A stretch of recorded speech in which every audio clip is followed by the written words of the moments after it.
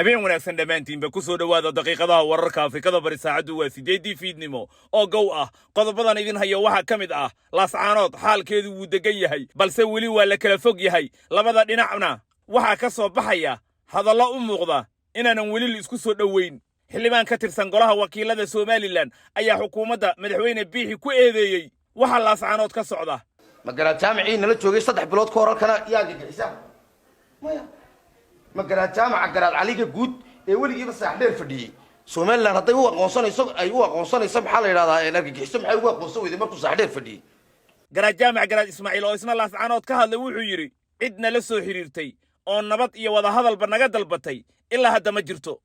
war waxaanu maanta cadaynaynaa inaan anagu cidna u yeedhin waxaanu cadaynaynaa inaan cidina la soo hadlin waxaanu cadaynaynaa cidna la soo xiriirtay midna jirin barakac baa wili socda dadka ugu badan waxay galeen dawlad deegaanka Soomaalida ee dalka Itoobiya oo xuduud la leh gobolada SSC askari wiil dhalinyaro ah ku toogtay maanta bartamaha Muqdisho dad goob jooga ah ayaa ka hadlay sidee wax u dhaceen waxaan moodnay in mootay nimankan saarnaan military ay ahaayeen wadadana xirantay wadada haday xirantay xabadii meeshii raba kor loo rido hoos ay u rideen inay nin dilayaan moodnay annaga dhan halkaas aan fadhno wax ku gadanayna waa cararnay nin kale oo isna rabay inuu qof shacab dilo oo gacanta lagu dhigay lama ogo inuu shabaab yahay iyo inuu cid kale yahay dagaalka ay dawladda shabaab kula jirto waxa qayb ka ah suugaanta maanta waxaan idin hayaa askari tuutaysan qorina wata oo gabaygan inoo tirinaya xirfad iyo iskuul bay rabaan xiisa loo qabo waxba xarafku ila gudbino ila xawaareyne rabbi ha idin xoojiyo intaad u xarbinaysaan rabbi ha idin xoojiyo suugaantiina meesha kama marna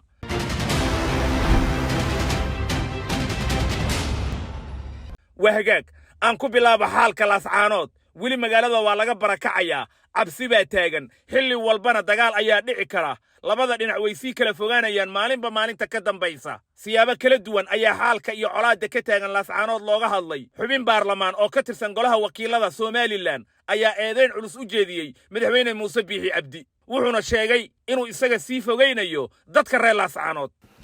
dadka reer Sool ee dhibaatada ay maalintii dhaweytoole markuu bilaamayay dibtu waxay ka bilaabantay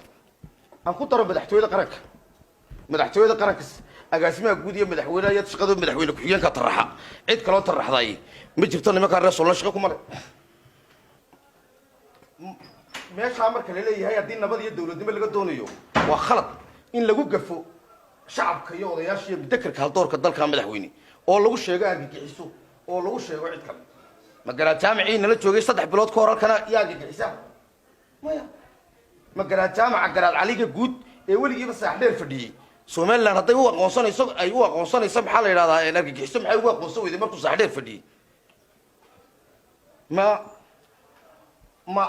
dikii ganacsada ah ee saaxiibka ah ila Jabuutaawi 2 bilood ka hor halkan lahaa waryaada war magaalooyinkii kala dhan baad ganacsiga uga haysataan laascaanood la iidaaya lahaa makaasa argagixisa si cad baan u leeyahay maaha argagixiso waa shacabkayagii waa dadkayagii waa walaalahayo waa kuwii dalkani aanu la'aantu jiri karin weey garaad jaamac garaad Ismaaciil oo isna ka hadlay erga sheegtay inay Hargeysa ka soo bixi doonaan ayaa sidan yiri war waxaanu maanta cadaynaynaa inaan anagu cidna u yeedhin waxaanu cadaynaynaa inaan cidina la soo hadlin waxaanu cadaynaynaa cidna la soo xiriirtay midna jirin Suudaan Daawud waxaan leeyahay agtaadu fadhiyay ninka hadlayay in Suudaanka Ayuub baan ahay anu Ayuub waan aqaanaayo Suudaan Waas Axmed baan aqaanaa mar hadii Suudaan Daawud agtaada uu fadhiyo waftigaagana uu kamid yahay oo uu leeyahay Suudaanka arrinkaas wax ka og oo garaadadii iyo waxa weeye uu la soo xiriiray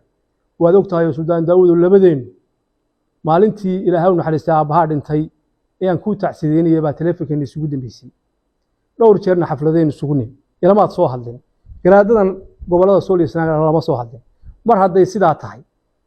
Suldaan waxaan ku leenahay beelaha garxatiisna warkoodu waanu maqalay oo bayaankoodu waa dhageysanay barbaraad maraysaa iska noqo oo tolka go'aanka ay qaateen la qaado oo iska noqo annagu waxa weeye Suldaan lama aan soo hadlin kulama aan soo hadlin umadana waxaan u sheegaynaa mar haddii hadalku soo noqnoqday war hal la ogaado war hooy annagu cidna uma yeelin cidna la soo hadashay ma jirto ummadda islaamka waxaan u sheegaynaa ummadda Soomaaliyeed u sheegaynaa walaalaha waqooyiga u sheegaynaa in ergadan soo noqnoqonaysa ee lagu been abuuranaya inaanay jirin.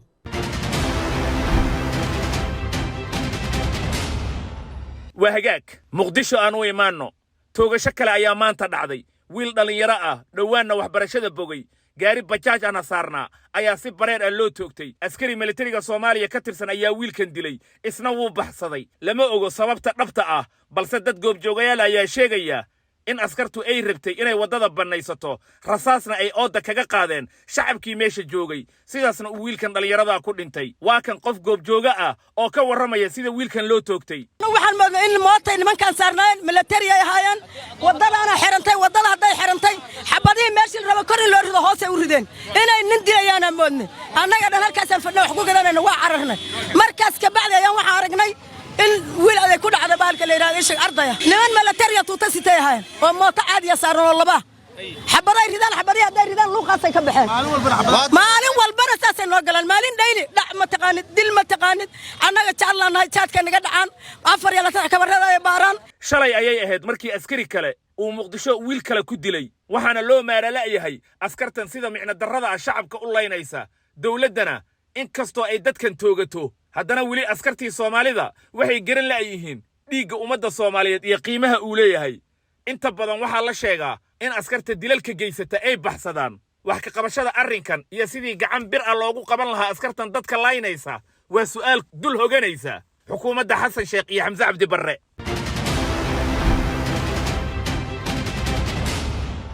وهجاك هلك ولاد نقل سعطان ودقيقة ذي ورركا قف ربي إنو ديلو قف شعب أيا قعنتا لغو ديغي بوليسكا أيا كور رميا يسيدو ربي قف كان إنو ديلك توغشادا وقيستو واكن سركال بوليس أو أمورتاسي شرحيا maanta ciidamada booliisku waxay aad u bogaadinayaan shacabka sida wanaagsan ay ula shaqeynayaan in ay soo qabtaan dhagar qabahan oo kale ee raba inuu dilo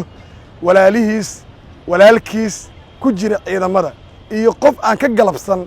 dhibaateynta shacabka muslimiinta waxa ku cadeynaya inuu dhagar qaba yahay dilkii uu sameey rabay iyo hubkii uu ku sameey rabay oo aan gacanta ku hayno iyo asagii oo meeshaas yaalaad arkaysi goobaha ganacsi hortooda waxa la sameey jiray bulshadu inay hortooda ku ganacsadaan ee ay jaam noqoto oo dadku maalin walba dilku nagu soo noqdo waxaan ka shaqeynaa annaga iyo gudoomiyaha deegaanka in ay uu nala fududeeyo in shacabka lagu celiyo suuqyadii loogu talagalay ganacsiga maanta waa ilaahay mahadiis in ay noqotay cadowga markuu bartilmaameedka sameyn rabo in bartilmaameedka meeshii uu ka rabay asagii la toogto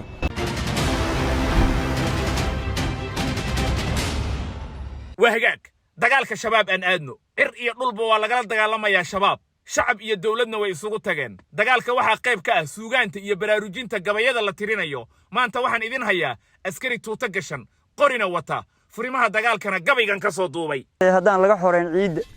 حسلوني أنا بدو أنا جحر ما يساعد أفرت هذه يا حرفي ذي مرتاح يسبضاني يمدي أنا إذن حريده دولتنا حيسها على أوحي من سراتك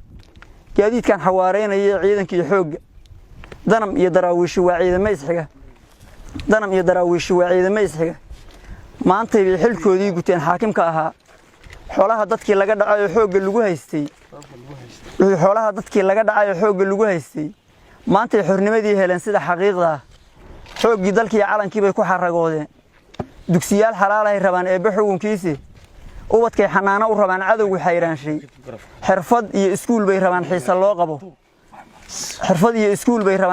qabo waxba xarafku ila gudbino ila xawaareyne rabbi ha idin xoojiyo intaad u xarbinaysaan rabbi ha idin xoojiyo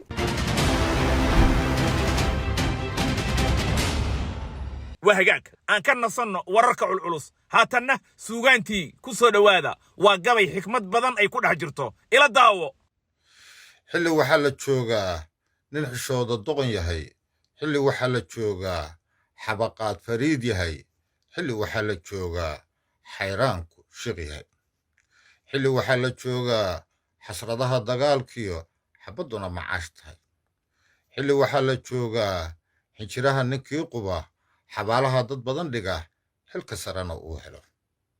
حلي وحالة شوغا حوصدا لدورتو حربيكت ايتهاي حلي وحالة شوغا حارانتا لو عنو سيد إنا حلال تهي حلي وحالة شوغا raggu xaawaleedii xanka uu ka badan yahay barnaamijkeennii daqiiqadaha wararka caawa intaasaan ku ekaynayaa cabdifataax imaan baa isku soo dubariday oo barnaamijkan soo saaray maxamed axmed maxamed ayaa farsameeyey anigu cabdirasaaq catoosh baan ahay tan iyo kulankeenna kan xiga nabadgelyo